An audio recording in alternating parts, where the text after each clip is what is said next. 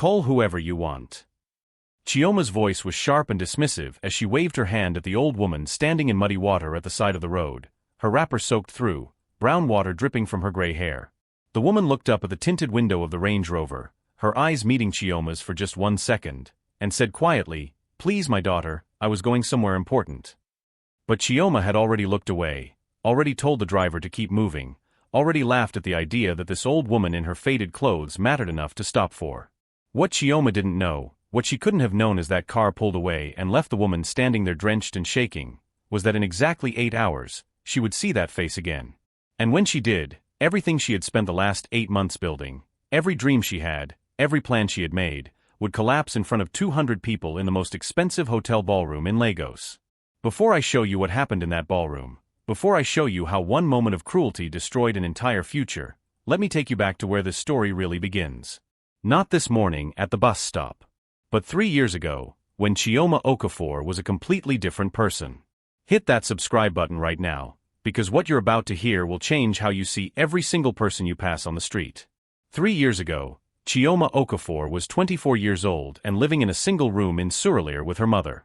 Not a one-bedroom apartment, a single room, the kind where you cook on a hot plate in the corner, where you hang a curtain to separate the sleeping area from everything else, where you share a bathroom with 6 other families in the compound. Her mother, Mama Chioma, was a petty trader who sold vegetables at Oshodi Market. She woke up at 4 a.m. every single day, walked to the market in the dark, sat on a low stool for 12 hours, and came home with barely enough money to feed them both. Chioma had watched her mother do this for 20 years, watched her knees swell, watched her back bend, watched the light in her eyes dim a little more each year. And she had made herself a promise: "I will never live like this, I will never struggle like this, I will never be poor like this." She had finished secondary school but couldn't afford university, so she learned makeup artistry from YouTube videos and started doing makeup for weddings, parties, and anything that paid. She was good at it, genuinely talented, and she worked hard, carrying her kit on public transport from Surulere to Lekki to Ikoyi, arriving hours early, staying hours late, smiling even when clients treated her like she was invisible. But no matter how hard she worked, it was never enough, the money was never enough, the respect was never there, and everywhere she went, she saw other girls her age, girls who didn't work half as hard, living lives that looked like paradise. Girls with rich boyfriends, girls in expensive cars, girls posting pictures from Dubai and London and Miami, girls who never had to worry about transport money or food money or whether the light would be on when they got home.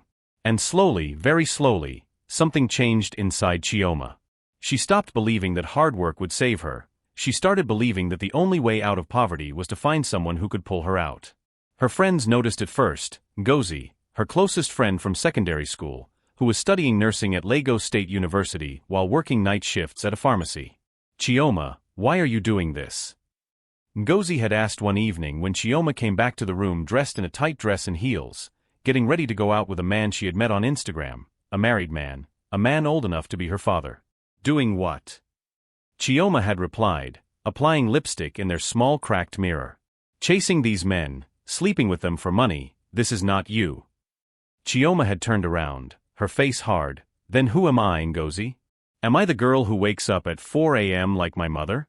Am I the girl who will sell vegetables until my back breaks? Am I the girl who will struggle her whole life and die with nothing?"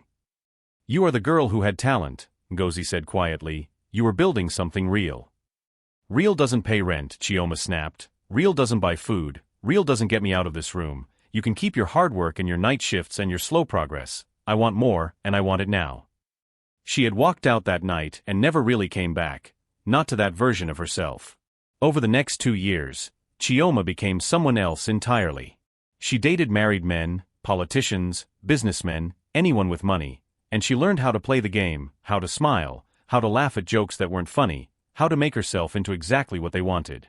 She got better clothes, better phones, better everything, and she posted it all online, letting everyone see that she was winning, that she had escaped. Her mother watched all of this with quiet, growing sadness. "Chioma, this money you are bringing home, where is it coming from?" Mama Chioma asked one evening. "From my makeup business," Chioma lied. Her mother looked at her for a long time, then said, "My daughter, there are some prices that are too high to pay. Money that comes with shame will leave with shame." "Mama, you don't understand," Chioma said. "I'm not going to end up like you." The moment those words left her mouth, she saw her mother's face crumble, but she didn't take them back, she just walked out. That was 18 months ago, and it was the last real conversation they had. And then, 8 months ago, Chioma met Chidi Okonkwo. She met him at a club in Victoria Island, and unlike the other men she had been with, Chidi was young, only 32, handsome, educated, and genuinely kind. He didn't treat her like a transaction, he treated her like a person. He asked about her dreams, listened when she talked, and made her laugh without expecting anything in return. And he was wealthy, not regular Lagos wealthy, but generational wealth. His family owned hotels, his father was a retired senator, and Chidi himself ran the family's real estate division. For the first time in 2 years, Chioma felt something that wasn't calculated. She actually liked him. And when he asked her to be his girlfriend after 3 weeks, she said yes, not because of his money, she told herself, but because he made her feel like she mattered. Within 3 months, Chidi had moved her into one of the family's guest houses, a beautiful 2-bedroom apartment with air conditioning, hot water, and a garden. Chioma walked through that space the first day and cried, not from happiness, but from relief. She had escaped. She had finally escaped. She stopped doing makeup entirely, stopped answering calls from old clients, stopped talking to most of her old friends, including Ngozi. Chioma, I'm happy for you, Ngozi had said the last time they spoke, but please don't forget who you are, don't let this money change you into someone cruel. I'm not cruel, Chioma had replied, I just know my worth now. But the truth Chioma didn't want to admit, was that she had started looking at people differently. People who were struggling, people who were poor, people who reminded her of where she came from, she didn't see them as human anymore. She saw them as warnings, reminders of what she would never be again. And when she looked at them, she felt something that scared her. Disgust. Which brings us to this morning. The morning of her engagement party, the morning when everything she had built was about to be celebrated in front of 200 guests. Chioma woke up in the guest house feeling like the luckiest woman alive. Tonight, she would officially become Chidi's fiancé. In 6 months, she would be Mrs. Okonkwo, and her life of poverty would be nothing but a distant memory. She had an appointment at the salon to get her hair and makeup done, and Chidi had sent the family driver, James, with the Range Rover to take her. They were driving through Ikoyi when James had to slow down because of a large pothole filled with muddy water.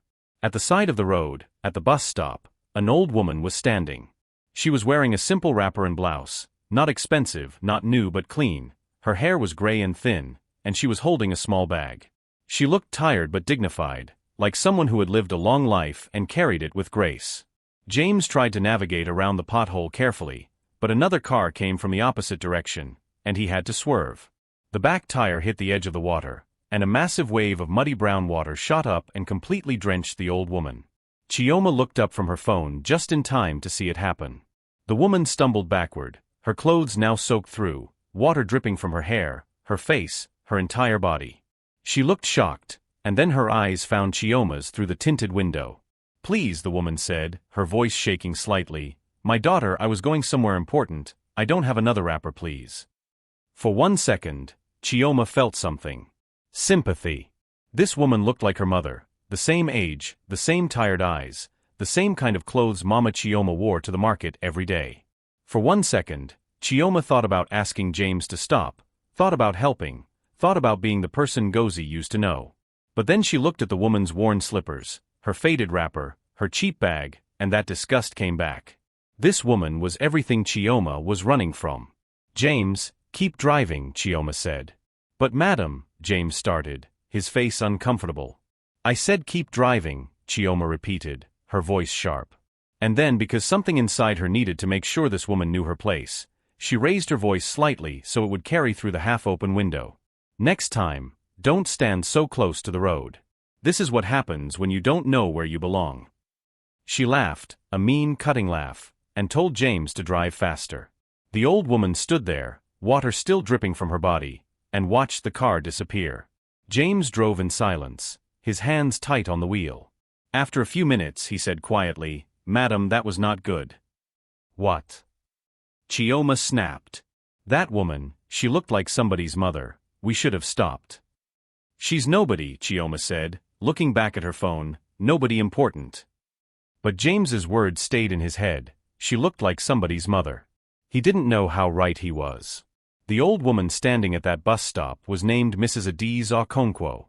She was 62 years old, and she had lived in London for the past 8 years, helping her daughter raise 3 grandchildren. But this week, she had flown back to Lagos for one reason. Her son, Chidi, her youngest child, her baby, was getting engaged. And she wanted to meet the woman who had captured his heart. Chidi had told her so much about Chioma over the phone, how kind she was, how hard-working, how she made him laugh, how she understood him in ways no one else did. Mrs. Okonkwo had been excited to meet her, had flown in 2 days early specifically to spend time getting to know this woman before the party. But she didn't want to meet Chioma as Chidi's rich mother. She wanted to meet her as a person, wanted to see how Chioma treated people when she thought no one important was watching. So this morning she had dressed simply, told no one she was in Lagos yet, and gone to visit an old friend in Ikoyi, a woman she had grown up with in the village, who now lived in a small flat near the bus stop. They had talked for hours, drank tea, laughed about old times, and Mrs. Okonkwo had felt something she hadn't felt in years. Connection to home, to the life before money, to the person she used to be. She had been standing at the bus stop waiting for her driver to pick her up when the Range Rover, her family's Range Rover, had drenched her in muddy water. And when she had looked up and seen the young woman in the back seat, when she had heard that laugh and those words, she had known immediately. This was Chioma, the woman her son wanted to marry. And in that moment, standing there soaked and humiliated, Mrs. Okonkwo had made a decision. She would give Chioma one chance, one opportunity to show remorse, to show character, to show that maybe, just maybe, this was a mistake she would try to correct. She had her driver take her back to her hotel. She had showered and changed, and then she had waited. She waited to see if Chioma would call Chidi and tell him what happened, if she would confess, if she would show any sign of guilt. Hours passed. No call came. Mrs. Okonkwo checked Chioma's Instagram, the account Chidi had shown her, and saw that Chioma had posted a video from the salon, smiling, laughing, captioned, "Getting ready to say yes forever." Not a trace of guilt, not a moment of hesitation, nothing. And that was when Mrs. Okonkwo knew exactly what she had to do. Meanwhile, Chioma spent the entire day in blissful ignorance. She got her hair done, her makeup applied to perfection, her nails decorated with tiny crystals. She went back to the guest house and put on her engagement dress, a stunning champagne-colored ball gown that had cost more than her mother made in 6 months. She took 100 photos, posted updates every hour, and felt like a princess. At 5 p.m., her phone rang. It was her mother. Chioma almost didn't answer. They hadn't spoken properly in months, but something made her pick up. Chioma, her mother's voice came through, quiet and sad. "I heard about your engagement party tonight." "How did you hear?" Chioma asked. "Your friend Ngozi told me. She said you didn't invite me." Chioma was silent. "I'm not calling to fight," Mama Chioma continued. "I just want to tell you something, my daughter. Please remember where you come from. Remember that every person you meet is somebody's child, somebody's mother. Treat people with respect, not because of what they can give you, but because it is right." "Mama, I have to go," Chioma said. "Chioma." "I said I have to go." She hung up before her mother could say anything else. She should have listened. The engagement party was being held at the Golden Tulip Hotel, one of the Okonkwo family properties, and when Chioma arrived with her friends and her photographer, the ballroom was already filled with guests. Everything was perfect, white and gold flowers everywhere, crystal chandeliers, a live band, champagne towers, ice sculptures, everything she had dreamed of. She waited in the bridal suite, getting her dress fluffed, her makeup touched up, her friends hyping her up. "Chioma, you are the luckiest girl in Lagos," one of them said. "I know," Chioma replied, smiling at herself in the mirror. "Have you met his mother yet?" another friend asked. "No, but Chidi says she's very nice. She flew in from London this afternoon. I'll meet her tonight." What Chioma didn't know was that Mrs. Okonkwo had been at the hotel for 3 hours already. She had arrived early, dressed in an elegant royal blue lace gown and a perfectly tied gelly, looking every inch the matriarch of a powerful family. She had greeted guests, hugged relatives, smiled for photos, and waited. Chidi had tried to call Chioma several times to tell her his mother had arrived early, but Chioma's phone was on silent in the bridal suite. "Mama, I wanted you and Chioma to meet privately first," Chidi had said, worried. "It's fine, my son," Mrs. Okonkwo had replied calmly. "We will meet when she comes down. I want to see her entrance. I want to see how she carries herself." At exactly 7 p.m., the event coordinator knocked on the bridal suite door. "Madam, it's time." Chioma took one last look in the mirror, one last deep breath, and stepped out. The ballroom doors opened, and she walked in slowly, gracefully, to applause and cheers and camera flashes. She felt like a queen, like the most important person in the world, like everything she had ever wanted was finally coming true. She walked toward the front of the room where Chidi was standing in his white agbada, smiling at her with so much love in his eyes that for one moment, she actually felt like maybe she deserved this. But then she saw the woman standing beside him. And her heart stopped. The woman was wearing a royal blue lace gown and an elaborate gheli. She was elegant and beautiful and powerful, and she was looking directly at Chioma with an expression that made Chioma's blood turn to ice. Because that woman was the old woman from the bus stop. Except she wasn't old and poor and dirty anymore. She was Chidi's mother. Chioma's legs stopped moving, her smile froze on her face, and her entire body went cold. Chidi walked forward, completely unaware, his face glowing with happiness. "Baby, come and meet my mother," he said, taking Chioma's hand. "Mama arrived early. I wanted it to be a surprise." Chioma couldn't speak, couldn't move, couldn't breathe. Mrs. Okonkwo stepped forward, and the entire room went quiet because everyone could sense that something was about to happen. "Good evening, my dear," Mrs. Okonkwo said, her voice calm and clear. "We have met before, have we not?" Chioma opened her mouth, but no sound came out. "This morning," Mrs. Okonkwo continued, and now her voice was carrying through the entire ballroom because every single person had stopped talking to listen. "I was standing at a bus stop in Ikoyi, and a car, this family's car, splashed muddy water all over me." Gasps rippled through the room. Chidi's face changed from confusion to shock. "Mama, what are you talking about?" Mrs. Okonkwo didn't take her eyes off Chioma. "I was soaked from head to toe, my clothes were ruined, and when I asked the person in the car for help, she laughed at me, she told the driver to keep moving, and she said I should know where I belong." The room was completely silent now, 200 people holding their breath. Chidi turned to Chioma, his face filled with disbelief. "Chioma, is this true?" Chioma's mouth opened and closed. Tears started forming in her eyes. "I didn't know, I swear I didn't know it was." "You didn't know it was me," Mrs. Okonkwo interrupted, her voice still calm but now with an edge like a knife. "But you knew it was a human being, you knew it was an old woman who needed help, and you chose cruelty." "Please," Chioma whispered, her voice breaking, "please, I'm sorry, I made a mistake." "A mistake," Mrs. Okonkwo repeated, "is when you do something without thinking, but you thought about it, you looked at me, you saw me wet and shaking, and you made a choice, you chose to be cruel."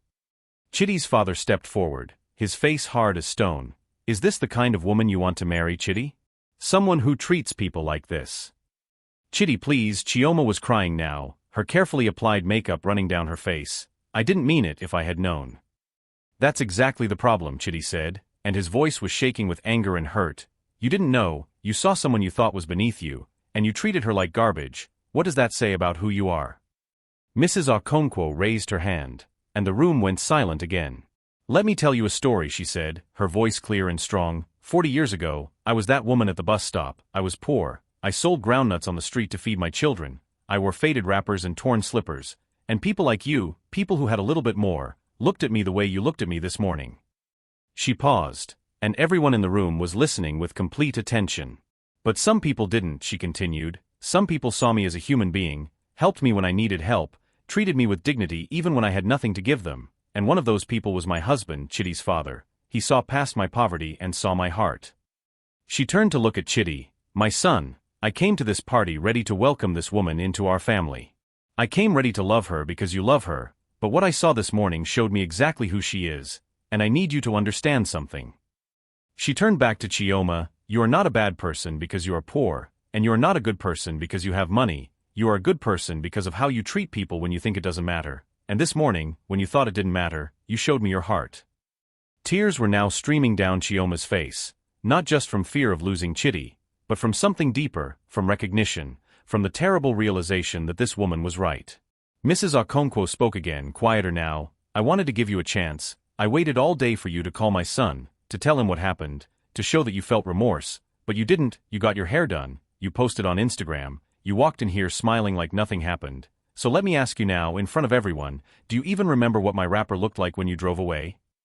Chioma couldn't answer because she genuinely couldn't remember. She had looked at the woman for 5 seconds and then forgotten her completely. You don't remember, Mrs. Okonkwo said, and there was sadness in her voice now. Because to you, I wasn't a person, I was just an obstacle, something in your way, something not worth remembering. She turned to Chitty one last time. My son, the choice is yours. I cannot make it for you, but I will tell you this. This woman has spent the last year living in our guest house, eating our food, enjoying our wealth, and she still has not learned the most important lesson. What lesson, Mama? Chitty asked quietly. That how you treat people when they have nothing to offer you is who you really are, and if she treats strangers with cruelty, one day when things get hard, when money gets tight, when life gets difficult, she will treat you the same way. The room was so quiet you could hear people breathing. Chitty looked at Chioma, really looked at her, and Chioma saw the exact moment he made his decision. Mama is right, he said, and his voice was filled with pain. I can't marry someone who treats people like this. He reached into his pocket and pulled out a small box, the engagement ring, the ring he was supposed to put on her finger in front of everyone. I'm sorry, Chioma, he said, but this engagement is over. Chioma's legs gave out. She actually collapsed onto the floor in her expensive dress, sobbing so hard she couldn't breathe. Her friends rushed forward but didn't know what to do. The guests were shocked into silence, and Chitty's father signaled to security. Please escort Miss Chioma out. The party is over. 2 security guards helped Chioma to her feet and walked her out of the ballroom while 200 people watched in absolute silence. As she was being led through the doors, she looked back one time and saw Mrs. Okonkwo watching her. The woman's expression wasn't angry, it wasn't triumphant, it was just sad. Sad that someone so young had become so cruel. Sad that a moment of cruelty had destroyed a future. Sad that the lesson had to be learned this way. The video went viral within an hour. Someone had recorded the whole thing and posted it online, and by morning, everyone in Lagos had seen it. The hashtag muddy water engagement was trending. Blogs were writing articles. People were arguing in comments, some defending Chioma, most condemning her. Chioma deleted all her social media accounts, but it was too late. Her face was everywhere, her name was everywhere, her cruelty was everywhere. Within 2 days, Chitty had someone come and collect all the things he had bought her, the clothes, the bags, the jewelry, everything. Within a week, she had to move out of the guest house and go back to the single room in Surulere. Her mother opened the door and looked at her standing there with 2 suitcases, her face swollen from crying, her hair still done from the party she never had. Mama, Chioma whispered, I'm sorry. Mama Chioma didn't say, I told you so. She just opened the door wider and let her daughter in. That night, lying on the old mattress in their small room, Chioma couldn't sleep. She kept seeing Mrs. Okonkwo's face, kept hearing her words, kept feeling the weight of what she had done. And for the first time in 3 years, she felt something she had buried deep inside. Shame. Not shame because she had been caught, not shame because she had lost Chitty. Real shame, the kind that comes from knowing you have betrayed who you were supposed to be. The next morning, she told her mother everything. About the men, the money, the person she had become, the way she had looked at people, the things she had said, the cruelty she had chosen. Her mother listened to all of it without interrupting. When Chioma finished, Mama Chioma said quietly, My daughter, poverty makes you hungry, but it is not supposed to make you heartless. I taught you better than this. I know, Chioma whispered. So now what? Her mother asked. Will you sit here feeling sorry for yourself, or will you do something? What can I do, Mama? Everyone hates me. Everyone does not know you, her mother replied. They know what you did, but they do not know who you can become. That is up to you to show them. For 6 months, Chioma disappeared. She didn't post online, didn't go to parties, didn't try to contact Chitty, she just worked. She went back to doing makeup, starting from the bottom again, taking small jobs, weddings in Mushin and Ajij, birthday parties in small compounds, anything that paid. But this time, she did something different. She looked at people. Really looked at them. She learned the names of the mothers who hired her, listened to their stories, helped them carry their pots, and played with their children while they got ready. She took public transport again and gave up her seat to an elderly woman. She stopped at bus stops when it rained and helped people with broken umbrellas. She volunteered at the market where her mother sold vegetables, carrying loads for older traders who could barely lift them anymore. And slowly, very slowly, something changed inside her. Not because she wanted to look good or fix her reputation, but because she had finally learned what Mrs. Okonkwo had tried to teach her. People are not obstacles, they are not tools, they are not beneath you. They are your reflection, and how you treat them shows the world who you really are. One evening, 8 months after the engagement party, Chioma was at the market helping her mother pack up when her phone rang. Unknown number. Hello. Chioma, this is Mrs. Okonkwo. Chioma's heart stopped. I would like to see you, the woman said calmly. Can you come to my hotel tomorrow at 2 p.m.? Yes, ma, Chioma said. Yes, I will be there. The next day, Chioma dressed simply, no makeup, no fancy clothes, just a simple dress and flat shoes, and took public transport to the hotel. Mrs. Okonkwo was waiting in the lobby, dressed elegantly but warmly, and when she saw Chioma, she gestured to the chairs. They sat down, and for a moment, neither of them spoke. You look different, Mrs. Okonkwo finally said. I am different, Chioma replied quietly. Tell me how. And Chioma did. She told her about the last 8 months, about going back to work, about helping at the market, about learning to see people again. Mrs. Okonkwo listened carefully, and when Chioma finished, she said, I have been watching you. Chioma looked up, surprised. Not directly, Mrs. Okonkwo continued, but I have friends everywhere, and they have told me about a young woman at Mushin Market who helps the elderly traders, about a makeup artist who is kind to everyone, about someone who has changed. She paused. So I want to ask you something, why did you change? Because you were right, Chioma said, her voice breaking slightly. I became cruel, I forgot where I came from, I forgot that my mother looked exactly like you when I splashed that water, I forgot that I used to be the person people looked down on, and I need to be better. Not for Chitty? Mrs. Okonkwo asked. No, Chioma said honestly, I loved him, but I lost him because of who I was, and I cannot change who I was just to get him back. I have to change who I am because it is right. Mrs. Okonkwo studied her for a long moment, then nodded. Chitty is engaged to someone else, she said gently. Chioma felt the pain but nodded. I know, I saw it online, she looks like a good person. She is, Mrs. Okonkwo confirmed, she is kind, and she treats people well, and she makes my son happy. Then I am happy for him, Chioma said, and she meant it. Mrs. Okonkwo smiled, a real smile. That is why I called you here, not to give you Chitty back, but to tell you that I forgive you. Tears filled Chioma's eyes. I forgive you, Mrs. Okonkwo repeated, because forgiveness is not about what you deserve, it is about what I choose to give, and I choose to believe that you have learned, that you have changed, that you are becoming the person you were always meant to be. She reached into her bag and pulled out an envelope. This is not charity, she said firmly, this is an opportunity. I have a friend who runs a beauty training school in Surulere. She is looking for an assistant instructor, someone who knows makeup and is good with people, the pay is fair, the work is honest, and if you are interested, I have already recommended you. Chioma took the envelope with shaking hands. Ma, why would you do this for me?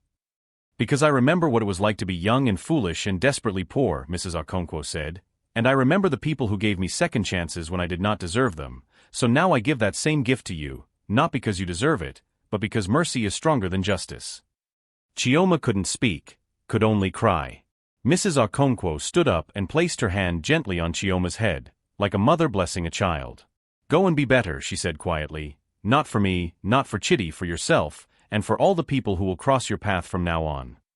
2 years later, Chioma was the head instructor at the beauty school. She had her own small apartment, nothing fancy, but clean and comfortable, and she had rebuilt her life piece by piece.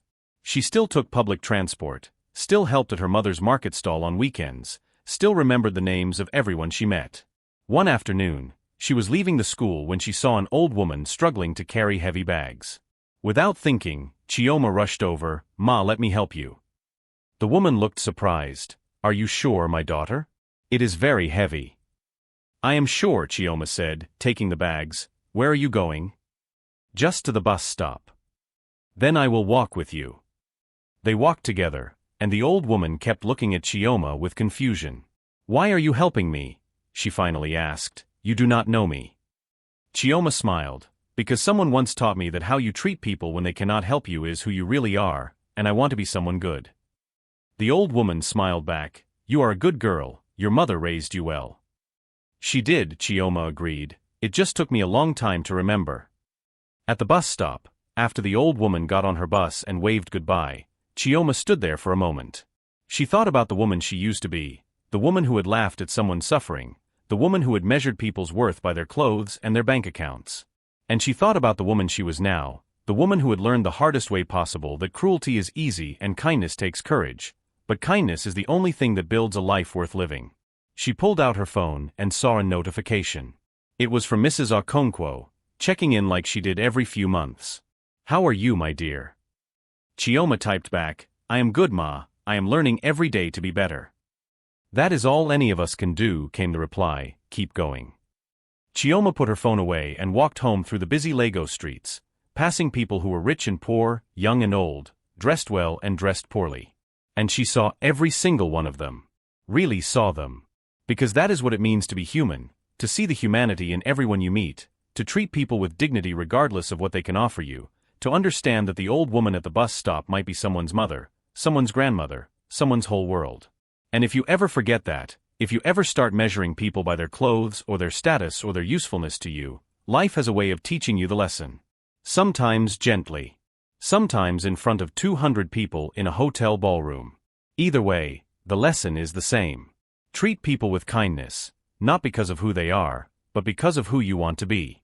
If this story touched you, if it made you think about how you treat the people you pass every day, hit that subscribe button. Share this video. Because everyone needs to remember that every person you meet is carrying a story you know nothing about. And how you treat them when you think it doesn't matter is the truest measure of your character. Thank you for watching.